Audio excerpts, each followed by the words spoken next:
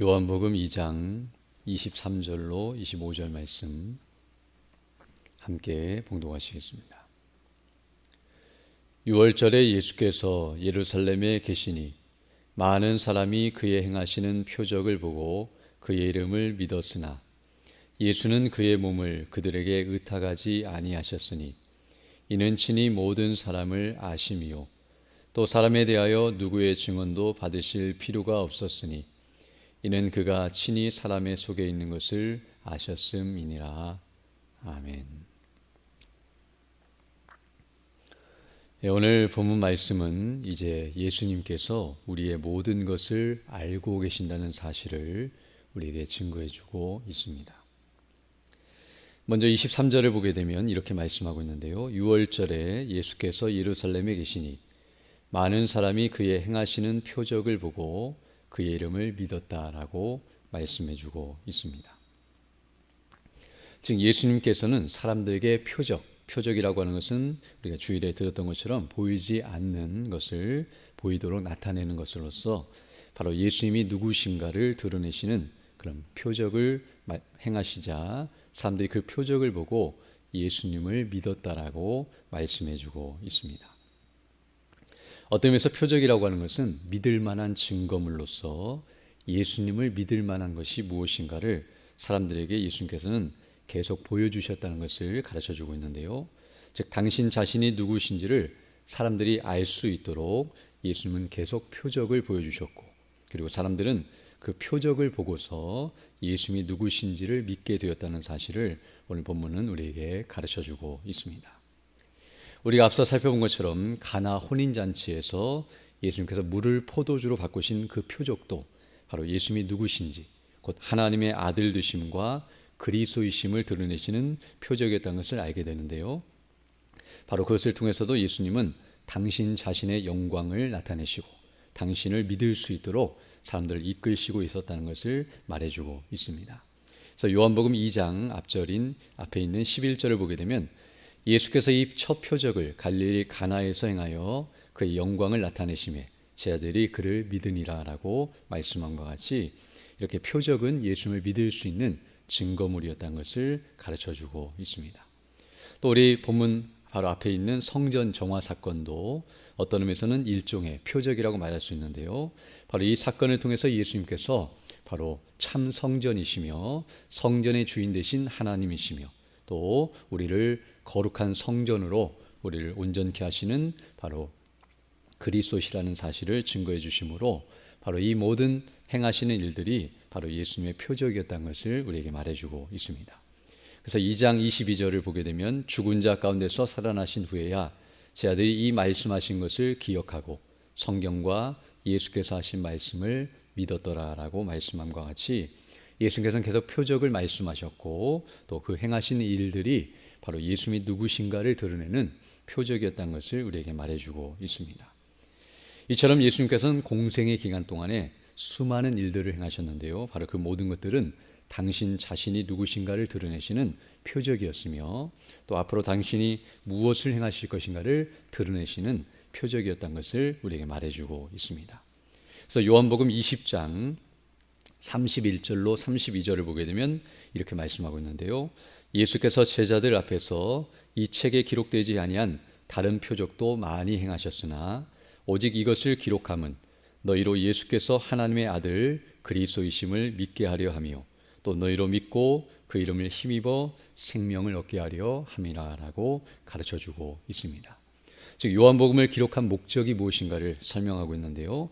이 요한복음이나 복음서에 기록되지 않은 수많은 표적들을 예수님께서 행하셨으나 이 모든 표적들을 다 기록할 수는 없지만 그 중에 일부를 이렇게 기록하는 이유는 그 표적을 보고 예수님이 하나님의 아들이시고 그리스도이심을 믿게 하시고 그분이 바로 행하신 일, 십자가에 못 박혀 죽으시고 부활하심으로 말미암아 우리를 구원하신 메시아 그리스도이심을 믿고 그 행하신 일로 말미암아 우리가 구원을 받는 것을 증거하는 것이 복음서를 기록한 목적임을 우리에게 증거해 주고 있습니다. 이와 같이 오늘 우리는 본문의 말씀을 통하여 우리가 예수님을 믿는 것은 바로 표적을 보고 믿는 것이라는 것을 우리에게 가르쳐주고 있습니다. 왜냐하면 표적이 없다고 한다면 우리는 예수님이 누구신가를 전혀 알 수 없기 때문에 믿을 수 없으며, 바로 예수님께서는 표적을 보여주심으로 말미암아 우리로 하여금 믿을 수 있도록 인도하신다는 사실을 우리에게 가르쳐주고 있습니다. 즉 예수님은 표적도 안 보여주시고 당신 자신이 누구신지를 알려주지도 않으면서 무작정 그냥 무조건적으로 믿으라고 강요하시는 분이 아니라 당신 자신을 믿을 만한 증거를 분명하게 드러내시고 믿을 수 있도록 표적을 보여주신 후에 그것을 보고 믿도록 인도하신다는 것을 우리에게 가르쳐주고 있습니다. 그럼 우리는 그 예수님이 보여주시는 표적을 주목해야 하며 그 표적을 통해서 예수님이 누구신가를 온전히 알고 그리고 믿고 확신하는 대로 나아가는 자들이 되어야 한다는 것을 우리에게 가르쳐주고 있습니다. 그리고 무엇보다도 우리가 여기서 기억해야 할 것은 사람들이 표적을 본다고 해서 다 믿는 것이 아니라는 것을 알아야 하는데요. 예수님의 공생의 기간을 보게 되면 예수님이 행하신 수많은 표적들, 바로 그 모든 것들을 사람들이 보았음에도 불구하고 그 많은 사람들 가운데 대부분이 예수님을 믿지 않았다는 사실, 오병이어의 표적을 보고도 믿지 않았던 것은 그들이 표적을 보고 믿은 것이 아니라 먹고 배불러서 자기들이 원하는 대로 예수님을 쫓았던 것을 생각할 때에 사람들이 표적을 본다고 해서 예수님을 바르게 믿는 것이 아니라 자기가 믿고 싶은 대로 믿게 되고 그리고 잘못된 믿음을 가질 뿐만 아니라 그 믿음에 어긋난 행동을 예수님이 하게 되면 예수님을 언제든지 버릴 준비가 되어 있다는 것을 우리에게 가르쳐주고 있습니다. 그러면 사람이 표적을 보아도 그 표적대로 예수님을 믿는 것이 아니라 헛된 대로 나아갈 수 있다는 사실과 또 잘못된 믿음을 갖고 또 예수님에 대해서 잘못된 행동을 할 수 있다는 것을 우리에게 보여주고 있으며, 또한 반대로 예수님께서 이렇게 많은 표적을 보여주심에도 불구하고 사람들이 믿지 않는다는 것은 그 어떠한 이유로도 핑계댈 수 없는 것이라는 것을 우리에게 가르쳐 줍니다. 즉 성경을 통해서 예수님이 누구신가가 분명하게 드러났고 수많은 사람들이 예수님이 누구신가를 알 수 있도록 표적을 보여주심에도 불구하고 끝까지 믿지 않는 것은 어떤 의미로도 하나님 앞에서 심판받을 죄이며 바로 그것은 핑계댈 수 없는 거라는 것을 우리에게 가르쳐주고 있습니다. 그러면서 이제 오늘 본문 24절로 25절을 보게 되면 이와 같이 예수님께서는 표적을 보여주시고 사람들로 믿게 하시는 일을 행하실 뿐만 아니라 그렇게 사람들이 믿는다 할지라도 그들을 의지하거나 또 그들의 행동에 대해서 그들에게 예수님께서 자신을 의탁하지 아니하신다는 것을 가르쳐주고 있습니다. 그래서 24절 보게 되면 예수는 그의 몸을 그들에게 의탁하지 아니하셨으니 이는 친히 모든 사람을 아시며 또 사람에 대하여 누구의 증언도 받으실 필요가 없었으니 이는 그가 친히 사람의 속에 있는 것을 아셨음이니라 라고 말씀해주고 있습니다. 여기 24절 보게 되면 예수는 그의 몸을 그들에게 의탁하지 아니하셨다라고 말씀하고 있는데요. 여기 그들에게 의탁하지 아니하셨다는 이 표현은 다른 말로 표현하면 예수님께서는 그들을 믿지 않으셨다는 의미를 가지고 있습니다.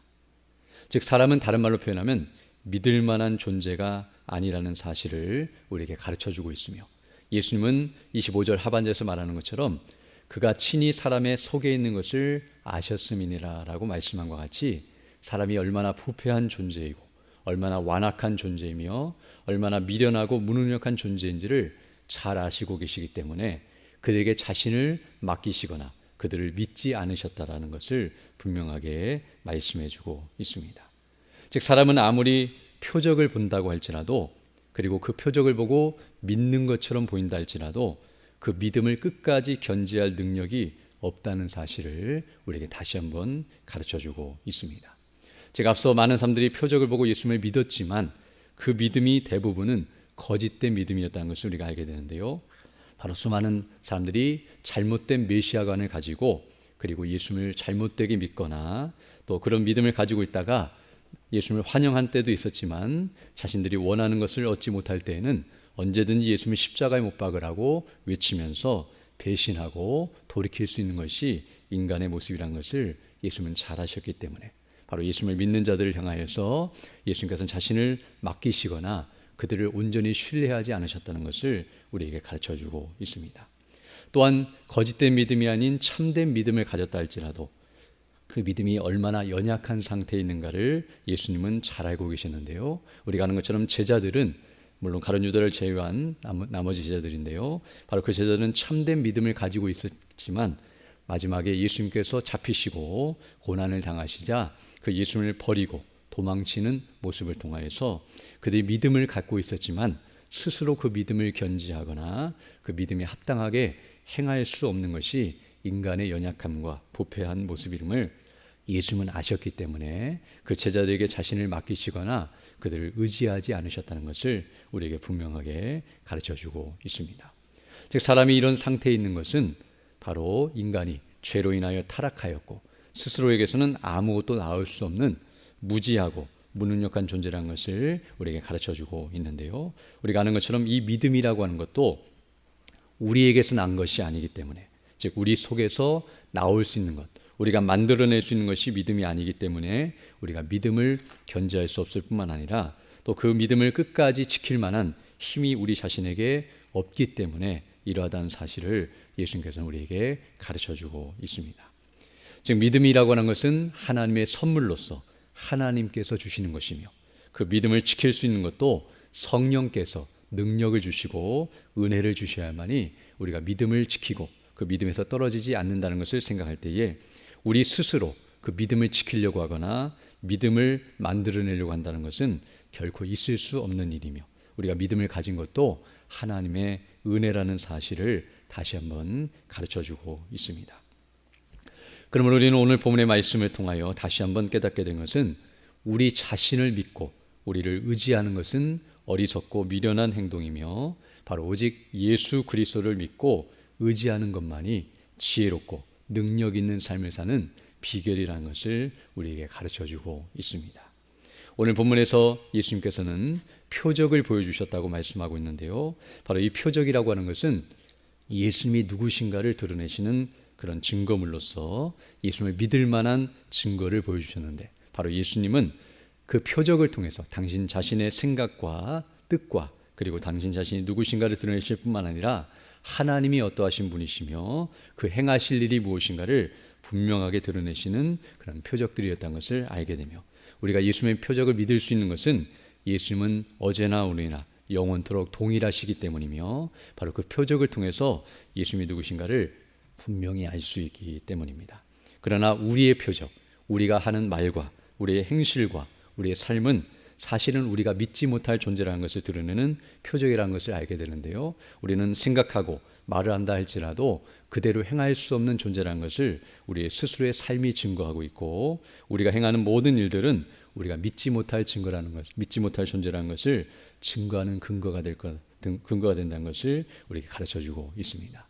그러므로 사람을 믿고 사람을 의지하고 자기 자신의 생각과 의지를 의지하며 나아가는 것은 합당치 못한 것이며 바로 우리 주 예수 그리스도와 성령님과 그리고 하나님 아버지 성삼위 하나님을 온전히 믿고 의지하며 나아가는 것만이 가장 복되고 영광스러운 삶을 사는 비결이며 방식이라는 사실과 그 사람만이 가장 지혜롭고 능력 있는 사람이라는 것을 기억하면서 항상 오늘도 그 주님을 의뢰하고 신뢰하며 믿음으로 살아가는 복된 하루가 되기를 간절히 소망합니다. 함께 기도드리겠습니다. 거룩하시고 자비로우신 아버지 하나님 감사를 드립니다. 오늘도 하나님께서 은혜를 더하여 주셔서 귀한 하루를 시작할 수 있도록 인도하여 주시고 또 주님 맡기신 복음의 사명을 감당할 수 있는 복된 하나를 우리에게 허락해 주심을 인하여 감사를 드립니다. 그러나 우리 스스로는 믿음을 지킬 수 없고 맡기신 사명을 감당할 수 없사오니 우리에게 능력과 지혜와 은혜를 덧입혀 주셔서 날마다 주를 의뢰하고 신뢰하며 그 주님을 주목하고 우리에게 베푸신 은혜와 영광이 무엇인지를 기억하면서 믿음으로 살아가는 복된 날이 될 수 있도록 인도하여 주시고 주의 뜻을 분별하고 그 뜻을 따라 순종하며 주의 영광을 드높이는 삶을 살아가는 우리 모두 될 수 있도록 은혜의 은혜를 더하여 주옵소서. 특별히 교회가 진행하는 모든 일들 가운데 은혜로 함께해 주시되 대신방이 진행 중에 있사오니 각 가정이 주의 말씀 안에 믿음 안에 더 견고하게 서게 하시고 말씀을 통하여 은혜를 받고 또 하늘의 영광과 은혜로 충만케 해주셔서 우리 모든 성도들이 정말 하늘의 영광으로 충만하고 믿음 안에 더 견고하게 서서 그 뜻을 따라서 순종하며 나아가는 우리 모두 될 수 있도록 은총을 더하여 주옵소서. 특별히 연약한 죽는 주 백성들 일일이 기억해 주시고 또 치료해 주시고 회복해 주셔서 더 강건한 모습으로 주의 일에 힘쓰는 믿음의 사람들 다 될 수 있도록 은혜를 더하여 주옵소서. 이 시간 기도할 때 주의 성령께서 함께하사 믿음으로 주의 뜻을 간구하는 귀한 시간 되게 하시고 그 뜻을 따라 살아가는 복된 나날이 될 수 있도록 은총을 더하여 주옵소서. 우리 구주 예수님 이름으로 기도드립니다. 아멘. 하늘에 계신 우리 아버지, 아버지 이름을 거룩하게 하시며 아버지의 나라가 오게 하시며 아버지의 뜻이 하늘에서와 같이 땅에서도 이루어지게 하소서. 오늘 우리에게 일용할 양식을 주시고 우리가 우리에게 잘못한 사람을 용서하여 준 것 같이 우리 죄를 용서하여 주시고 우리를 시험에 빠지지 않게 하시고 악에서 구하소서. 나라와 권능과 영광이 영원히 아버지의 것입니다. 아멘.